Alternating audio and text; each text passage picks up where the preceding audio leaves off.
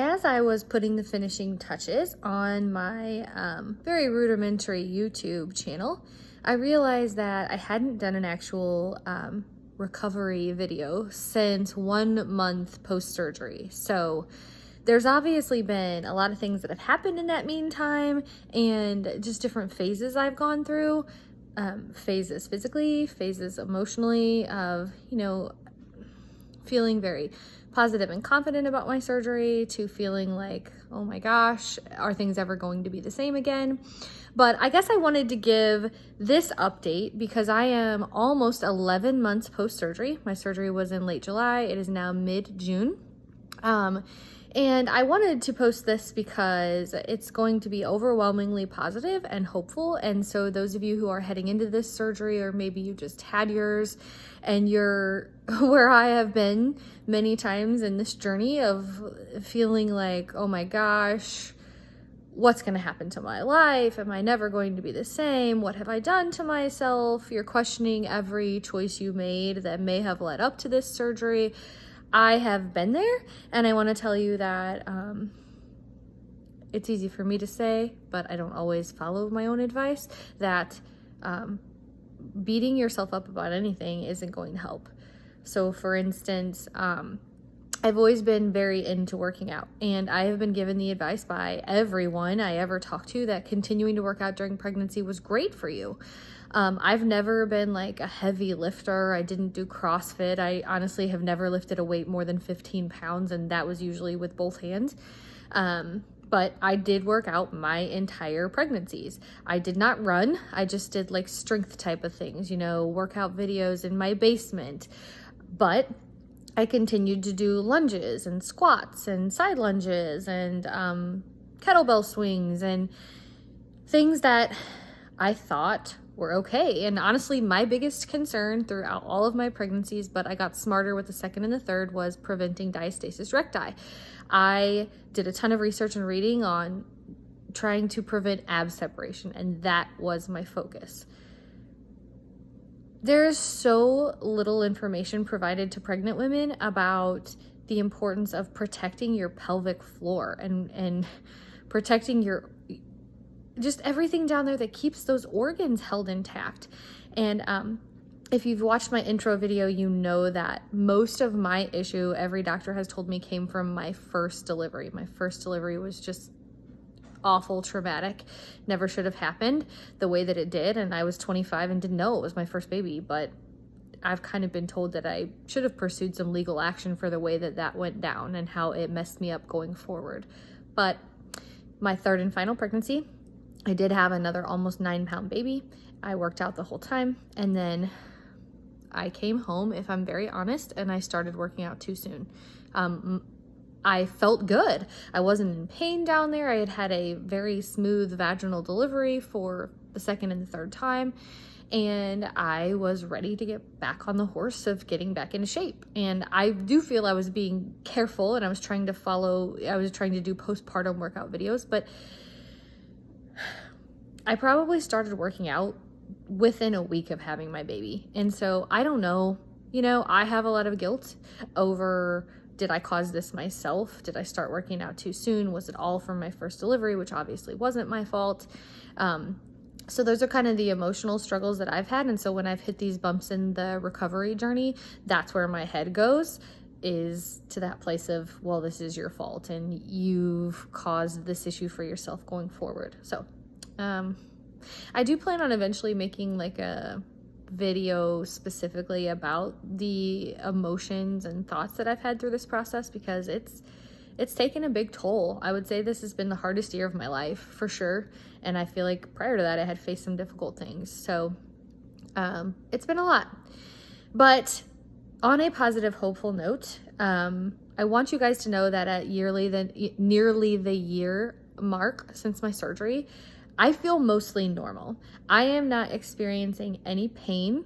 The urinary symptoms that I still was having at the 1 month mark are mostly completely gone. My sling is working awesome. I can run, jog, jump, sneeze, cough, walk off a curb, do all the things that I used to immediately pee my pants with. I still avoid trampolines. I really only like jog or run lightly and not very often, even though I've been told that that shouldn't be an issue, and I do avoid workouts where I am jumping. But if something in my daily life required those movements of me, I could do it without peeing my pants now, which is yay. That had been an issue for me for 13 years. Since my first delivery, I had awful stress incontinence, and it was embarrassing, a part of my life I hated. When I would have just the mildest allergy symptoms, I would have to call into work because otherwise I was gonna like pee myself all day. It was just terrible. So that, my mid-urethral sling has been great. Very happy with that. I've stopped dribbling myself like I was at the 1 month mark. Now I will say, if I hear water running, or if I have to go to the bathroom and I try to ignore it and then I try to wash some dishes or something and have my hands in hot water, I'm gonna have to go. But I'm not really sure that's a new thing. I kind of think that was an issue before, and maybe that's just age related, or maybe that's everybody. I don't know. But I do have issues with like moisture, warmth, and the sound of water and needing to go. So that's just something that I'm kind of dealing with. There could be treatment for that. I know that I had talked to the urologist that is in my surgeon's office about possible treatment options back when I was very concerned about it. And she did say that there were nerve blocks and various injections that could be injected into your bladder to help with that, and potentially even some oral medications. But at this point, I don't feel that it's impacting me enough that I need anything like that. So urinary symptoms are good. I have had 2 UTIs in the past, 6 to 8 months, and I don't know. I don't know what causes them. I've always been very sensitive to changing soaps or taking baths in water that wasn't perfectly clean. So it's always hard for me to know, was this surgery related, or is this just something that I would have had no matter what? But I would say that UTIs are a frustrating continuation for me. Everything appears to be staying tucked up where it should.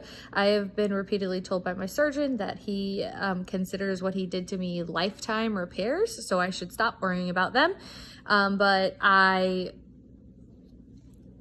think I've said in a previous video, things are just different down there now. Like, it's kind of like been described to me as when you do a bathroom remodel. You're still gonna have most of the same features. You're gonna have a bathtub and, your shower, your toilet, your sink, a vanity, all those things, but maybe in your remodel, you decide to move some things around, and the shower's where the toilet used to be, or vice versa. And that's kind of how it feels.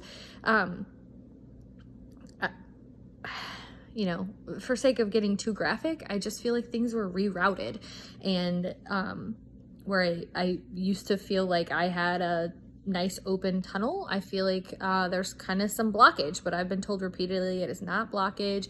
It is from my urinary, it's from my sling, it's from my urinary repairs, it's the anterior portion of my vaginal repair. So basically it's just an area where things just feel different from stitching and surgery and things being repositioned. So it does kind of feel like a prolapse though, and that is confusing, as I'm like, it doesn't feel like it used to. But then sometimes I'm like, I had 3 babies, very large babies. I had a 4th degree episiotomy. Maybe what I thought was normal, what the used to be wasn't normal, and this is how it should be. I'm not sure. I had my first baby at 25, and so maybe I haven't been normal since then. I don't really know. I was having pain in there, and painful sex specifically. And I had a whole bunch of testing done to make sure I didn't have a dropped ovary, and that basically everything from the surgery had healed appropriately. I had an ultrasound, a vaginal ultrasound. We ran a bunch of tests, and it was determined that everything appeared to be normal post-surgery. And I kind of made the determination myself that I felt like I should stop using my estrogen cream. Now, I used it for probably 8 to 9 months, like I was told. I was only using it like once or twice a week past month 3, but I just felt like that stuff irritated me. Like, I don't know if it was increasing the blood flow down there too much, if it was just that it was always running out and I just constantly felt moist. And or if I truly had some type of irritation or allergy to part of that cream. I don't know, but it just made me incredibly sensitive and almost like just feel raw. So once I stopped using that, those irritations up in there seem to completely go away. I mean, I would say if you have any concerns about your sex life not being normal after this surgery because you just have fears going into surgery, or because you are early in that recovery process and it's just feeling different and uncomfortable, just have faith that time really does make a huge difference. I no longer feel pain. I would say I have the same level of enjoyment as I did before. Again, though, things are different. There are some positions that don't feel as comfortable. We definitely have to take more time getting started with things, and that's probably just because of the idea that my surgeon pretty much told me he was making me like a 16-year-old again. Well, I'm 37. I don't need to be like a 16-year-old, if you know what I mean. So my husband doesn't seem to mind, but it takes a little longer to get things started, if you know what I mean. So, but again, I don't have any complaints about that at this point, nearly a year later. I have no scars where my suprapubic catheter was, or the other incisions that were there putting that in. I appear to have healed normally on the perineal area. I did for a couple of months have kind of like a hard cyst down there. Like it started out almost looking like it was a zit, but it wouldn't pop. So I had talked to my gynecologist and she was like, I think this is scar tissue. Like sometimes scar tissue can create like a bubble, almost like a cyst, and it generally resolves on its own. However, she did offer to cut it off if I wanted. And I was like, ugh, I don't want any part of that. We're just going to wait this out. And it went away on its own, like completely gone now. So if you have any kind of bump, cyst, lump, seems like a zit, give it some time. Okay. Like time heals all things, I've learned. I also post-surgery had some pretty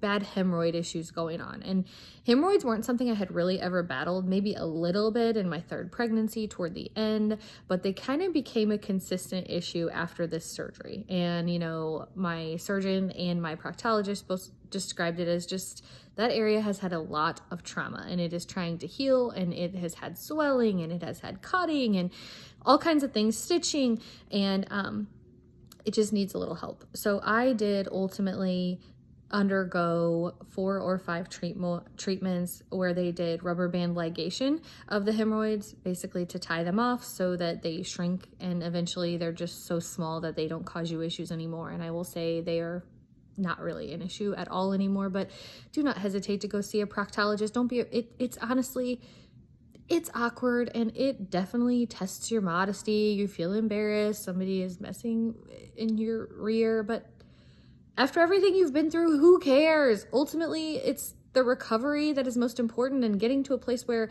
that whole area doesn't bug you anymore. So who cares? Go see a proctologist. Read reviews, find a good one. I was seeing one first that I ended up switching because I just felt like, honestly, he was wasting my money. He was doing very slow treatments, making me come back. I found another doctor that was just much more aggressive and did a lot more in one treatment, saved me a lot of money, and got me on the road to recovery quicker. So read reviews, just like I am going to say in a video coming up where I talk about choosing the right surgeon. So trying to think if there's anything else at the 1 year mark. I continue to be cautious about, like, I have a 45-pound, almost 4-year-old. I rarely ever pick him up. If I do, I try to do like a really good job of a good strong, you know, squat lift where I'm keeping that pressure off my pelvic floor. You'll be surprised after this surgery how much awareness you will have of your pelvic floor now. Like, it's an area you never really think about, but after your surgery, you're gonna be like, oh, I never really realized that when I pick this thing up, when I do this thing, when I jump, when I do a plank, when I do a crunch, when I do all these things, I am putting pressure down there. And like, I am causing downward pressure, like they call it, which is bad for your pelvic floor. So if you're somebody like me who does want to stay active, does want to start working out again, I do encourage you to start out slowly with that and do a lot of research on what is safe and what's not. My surgeon was not very helpful in helping me to know what was okay and what wasn't. And so I had to do a lot of research. I actually switched to a new gynecologist who I love, and she gave me very specific things like, okay, you can do front back lunges, you cannot do side lunges, you cannot do plie squats. If you're going to do squats, you should not use any weight, or definitely not a heavy weight. She was very specific and very helpful, but also told me to stop worrying so much because these repairs are designed to be for a lifetime, and nobody wants me to be limited in what I can do. So it's not suggested I go out and be a CrossFitter or a bodybuilder, but I can work out and I can use minimal weight to tone up my body. So I guess that would be just a little bit of advice I have for you. Last piece of advice would be, make sure whatever gynecologist you are seeing has some experience in taking care of women post this type of surgery, because the gynecologist I was seeing who delivered my last 2 babies just seemed very clueless about it and was kind of like writing me off when I had questions, just didn't seem interested in my follow-up care. And so I asked my surgeon for a recommendation of a doctor that he felt was really great with women who've had this surgery, and I started seeing her, and she's just phenomenal. She actually advocated for me having all of that additional testing done to make sure that everything was normal after the surgery, nothing had been botched up or anything like that. And she's just been really great in also helping me through the emotional aspect of this last year. At one point, she suggested that maybe I needed to start taking an antidepressant because I just was really struggling. And I'll talk more about that in another video, but even though I felt done having kids, I was struggling with the idea that I was forced to have a hysterectomy. I was struggling with the idea that I never had issues with my female organs. I didn't have endometriosis or painful periods or any reason really that I needed to get rid of mine. So it wasn't like after the hysterectomy, every month I was like, oh gosh, thank God I don't have a period anymore. I don't have that endometrial pain. For me, it was kind of like, I just was forced to have this. Otherwise I was going to have all these prolapses for a long time, and that was just going to be inconvenient and painful and continue to cause me to have issues with urination and bowel movements. And so there was no like major relief for me that many women experience when they get a hysterectomy for ongoing female issues. So she helped me process some of that. So again, make sure that you have a good gynecologist that can help you walk through that year after surgery, and then the many years after that. Don't hesitate to see a proctologist. Have faith that anything that hurts right now, that feels awkward right now, give it time. But as I've said in previous videos, advocate for yourself. If something is bothering you every day, you need to have your surgeon look at it, or a gynecologist, or a urologist, proctologist, whoever. Do not live in pain. Do not live, where something is limiting you or is embarrassing you or whatever. Like, there are ways to fix those things, and at any age, I don't care. I mean, I'm mid-30s, okay, late 30s, but regardless, you shouldn't live with something like that no matter what. So seek out help. I have been hesitant to list my actual surgeon on this page because I don't know. I don't, my feedback has been a little mixed about his staff, and I just don't have his permission, I guess, to speak about him, but I am happy to share his name in an email if you were to reach out to me. He is a world-renowned pelvic reconstruction surgeon. He is known for fixing the mistakes of others, fixing mesh where other surgeons used way too much, or basically just botched up some other women's body. And people fly from all over the world to have him do their surgery. He's located in St. Louis, but the day of my surgery, he had a woman from France and a woman from Africa on his surgery list. Like, that's crazy to me. But he is a world-renowned surgeon in this type of surgery. So if you don't have a good one in your area, it might be worth a trip to St. Louis. So send me an email if you are interested, or you could just probably search for him and look for good reviews in the St. Louis area. So again, I hope this video has been helpful to you. I needed to provide an update that at nearly 1 year, I can say that things are nearly 100% positive, and that I feel way better and way more hopeful than I did 3 months ago, 6 months ago, and certainly 9 months and a year ago. Thank you.